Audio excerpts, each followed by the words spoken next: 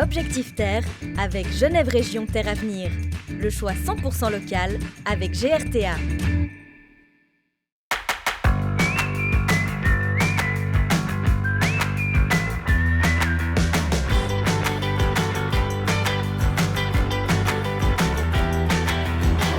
Bonjour à tous, une fois n'est pas coutume de Objectif Terre, on a quitté notre magnifique campagne pour le centre-ville, on est dans le quartier des Paquis, parce qu'on va aller dans le seul bar à absinthe de Genève et même de Suisse romande.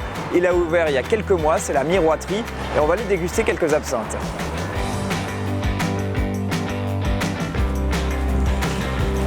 C'est ici qu'on boit les meilleurs absinthes de Genève et de la Suisse. C'est là, bienvenue. Bonjour. Bonjour. On y va? Vous êtes cordialement invités.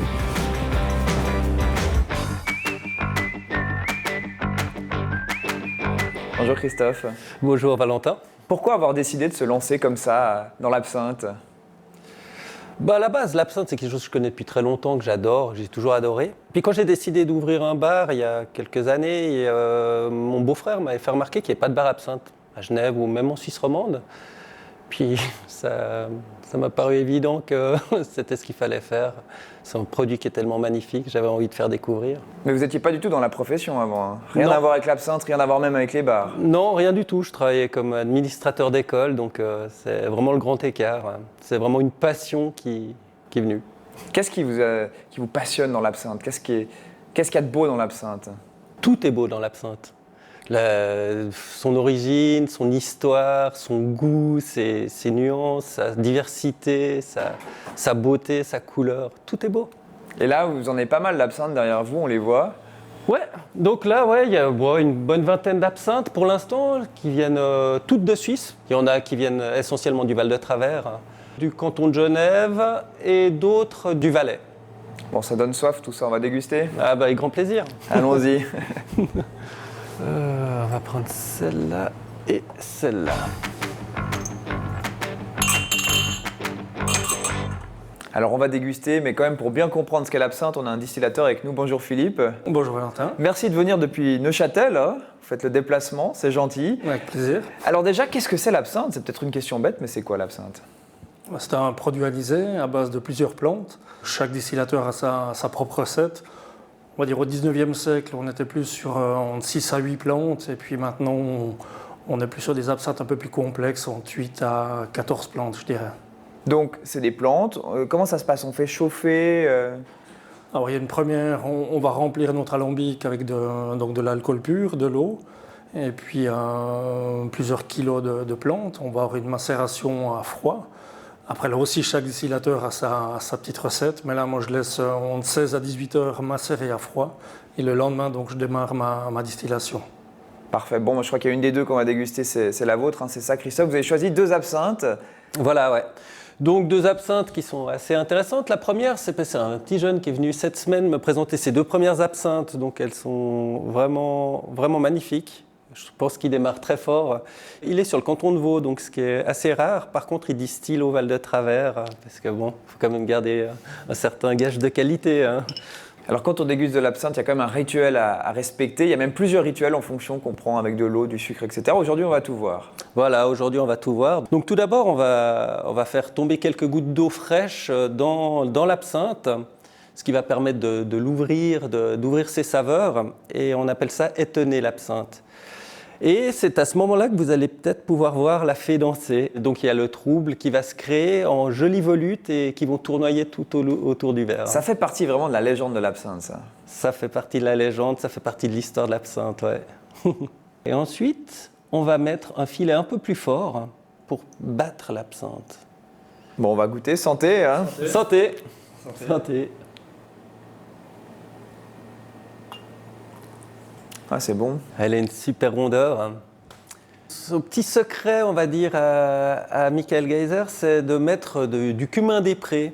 Donc ça va apporter une petite fraîcheur, ce côté un peu mentholé, comme il y a avec la menthe poivrée.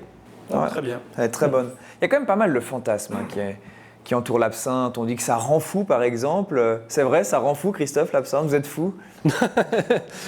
Faut être fou pour dire ça, surtout.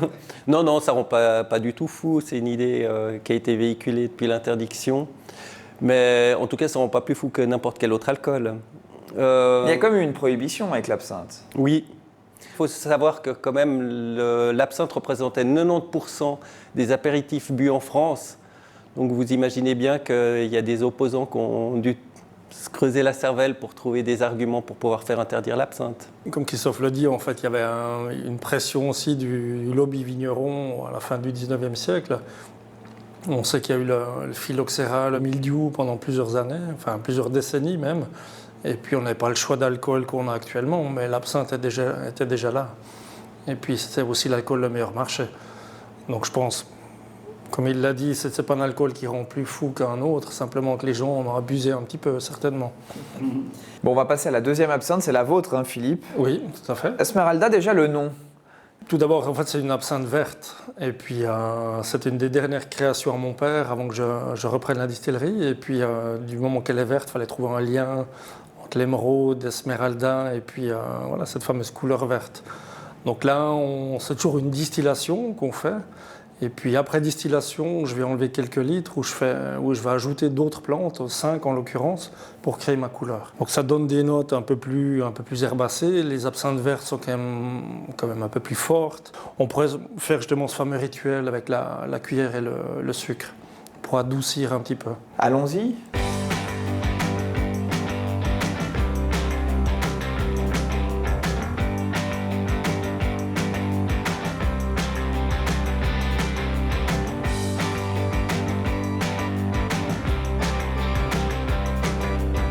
C'est bon, c'est même très très bon.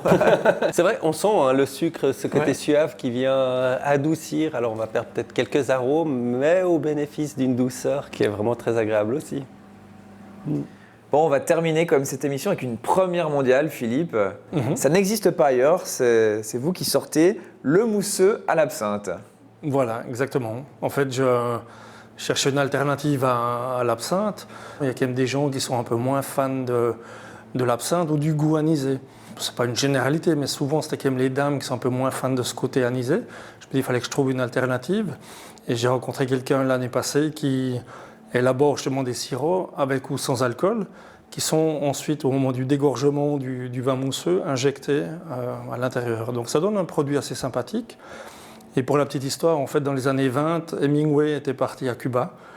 Il n'était pas trop fan de l'eau, donc du coup il trouvait déjà de l'absinthe, certainement clandestine, et au lieu de la troubler à l'eau, il l'a troublée au champagne. Donc je me suis dit que le produit était tout trouvé. En ce qui me concerne, j'aime énormément. Une belle douceur. J'ai mis presque une année à trouver le bon compromis. Il faut qu'on ait une très légère amertume, qu'on sente l'absinthe, et puis il ne fallait pas que ce soit trop sucré non plus. Donc on a eu une multitude de phases de test. Voilà, pas toujours un travail facile. On va terminer sur ces notes. Merci infiniment et santé Plaisir, encore. Merci pour l'accueil ici chez vous, Christophe. On le rappelle, on est en Miroiterie, rue de Neuchâtel, au Paquis. Facile à trouver à côté de la gare. On viendra vous voir. Et puis merci beaucoup, Philippe, pour vos magnifiques produits. Merci. Et on va terminer sur ces notes festives. Et on se retrouve la semaine prochaine sur L'Aimant Bleu. Au revoir.